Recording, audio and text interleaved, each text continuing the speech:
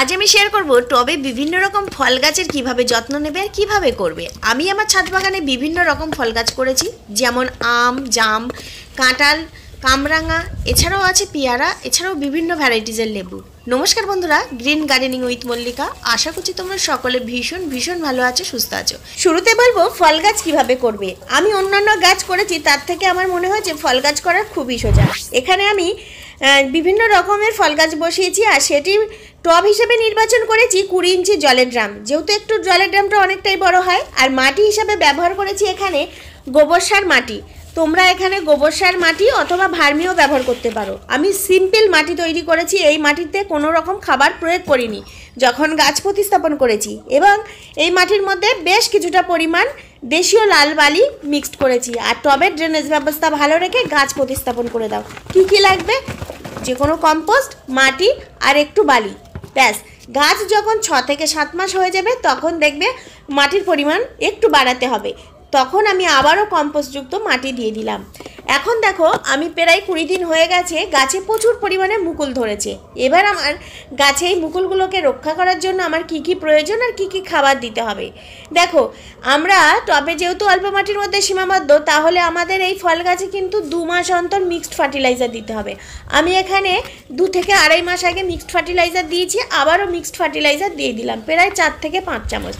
Mixed fertiliser প্রয়োগ করার পরে গাছের গ্রোথ ভালো হয়েছে, এবং এর পাশাপাশি আমি দেখতে পাচ্ছি খুব সুন্দর একটি রেজাল্ট এসছে, প্রচুর পরিমাণে মুকুল এসছে। খাবার প্রয়োগের পরে জল প্রয়োগ করতে একদমই ভুলবে না, এবং গাছে নিত্যদিন জল দেবে। এর পাশাপাশি যেখানে রোদযুক্ত স্থান সেখানে কিন্তু ফল গাছ রাখবে, ছায়াযুক্ত স্থানে ফল গাছ রাখলে হবে না। এবার দ্বিতীয় যে ফল গাছটি দেখাবো সেটি হলো কামরাঙা গাছ।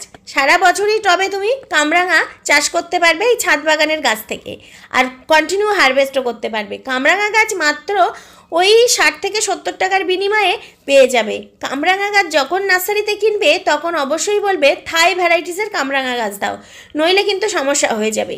তবে থাই ভ্যারাইটিসের কামরাঙা গাছই বছরে 3 থেকে 4 বার ফলন দেয়। গাছে যদি অতিরিক্ত যত্ন করো তাহলেই পাবে, আর নইলে বছরে 2 বার ফলন অবশ্যই পাবে। এখানেও আমি ওই একই খাবার দিয়ে দিলাম, টবের মাটি খুশে মিক্সড ফার্টিলাইজার দিয়ে দিয়েছি। মিক্সড ফার্টিলাইজার আমি 2 থেকে আড়াই মাস অন্তর প্রত্যেকটি ফল গাছে প্রয়োগ করি।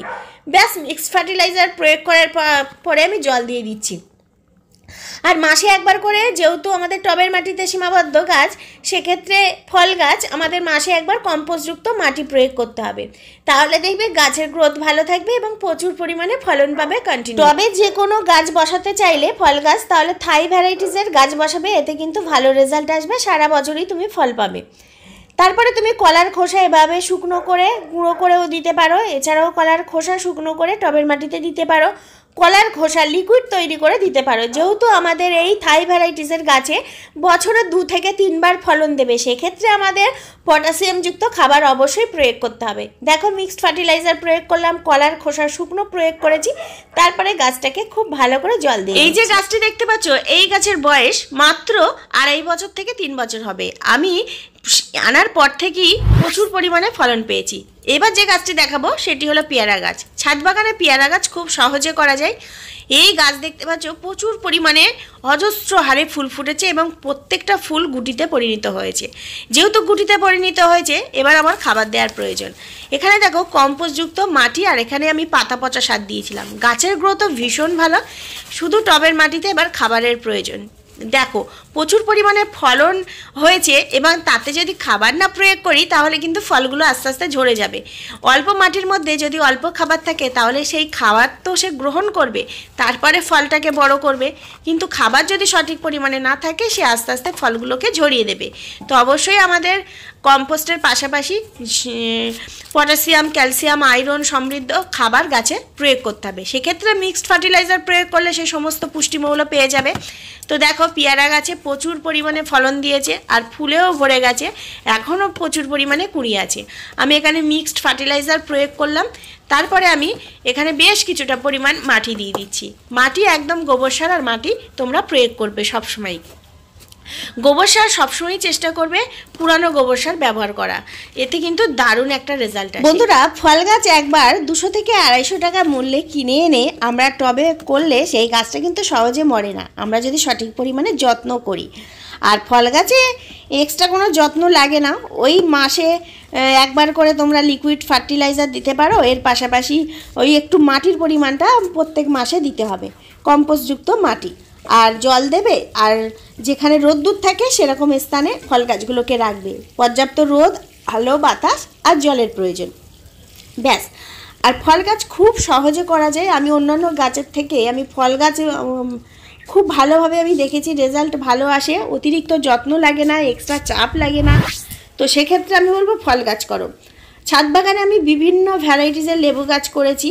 তো সেই লেবু গাছে আমি দেখেছো কয়েকদিন আগে ফুল এসছে, সেই ফুলগুলো বেশ সুন্দরভাবে গুটিতে পরিণত হয়েছে।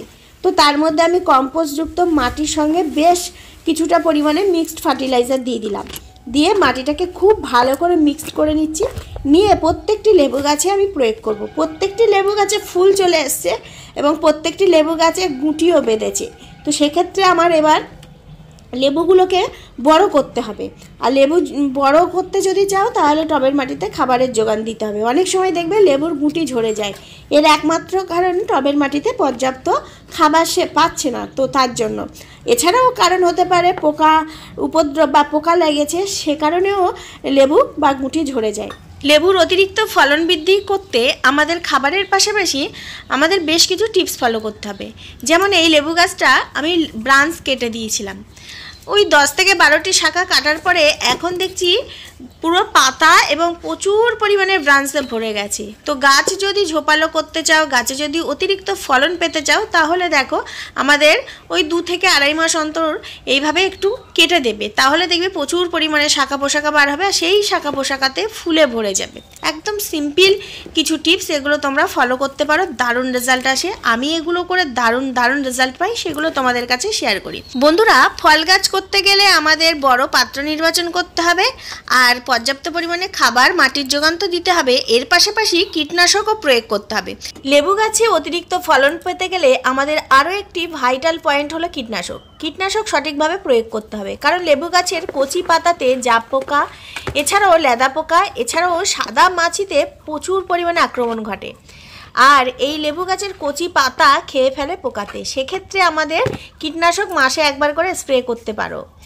কীটনাশকের মধ্যে সুপার সোনাটা, একতারা, কনফিডার এই ধরনের কীটনাশক স্প্রে করতে পারো। আর যদি মনে করো আমি ঘরেতে তৈরি করে নেব, আমার চ্যানেলে অনেক ভিডিও আছে জৈব কীটনাশক কীভাবে তৈরি করবে, সেই ভিডিওগুলো একটু ফলো করে নাও। প্রত্যেকটি কচি পাতা দেখতে পাচ্ছ, এই কচি পাতা যখনই বার হবে তখনই কিন্তু পোকার উপদ্রব ঘটবে, সেদিকে আমাদের নজর রেখে কীটনাশক প্রয়োগ করতে হবে। খাবার জল প্রয়োগ করে দিলাম, আর কীটনাশক মাসে একবার করে প্রত্যেকটি গাছে প্রয়োগ করবে। এবার হয়তো তোমাদের প্রশ্ন থাকবে, একই খাবার একই কীটনাশক বিভিন্ন ভ্যারাইটিসের লেবু গাছে প্রয়োগ করা যাবে? হ্যাঁ, একই পরিচর্যা। এখানে যে সমস্ত লেবু গাছ দেখছো তার বেশি অর্ধেক লেবু গাছ আমি ডাল থেকে চারা করেছি। ডাল থেকে যদি চারা করতে চাও লেবু গাছে, তাহলে পিছনের ভিডিওগুলো একটু ফলো করে নাও। ডাল থেকে চারার গাছে বর্তমানে প্রচুর ফলন দিচ্ছে। বন্ধুরা, এতক্ষণ ভিডিওটি ধৈর্য সহকারে দেখার জন্য অসংখ্য ধন্যবাদ। ভালো থেকো, সুস্থ থেকো। আবার আসবো নতুন কোনো ভিডিও নিয়ে, নতুন কোনো পরিচর্যার বিষয় নিয়ে।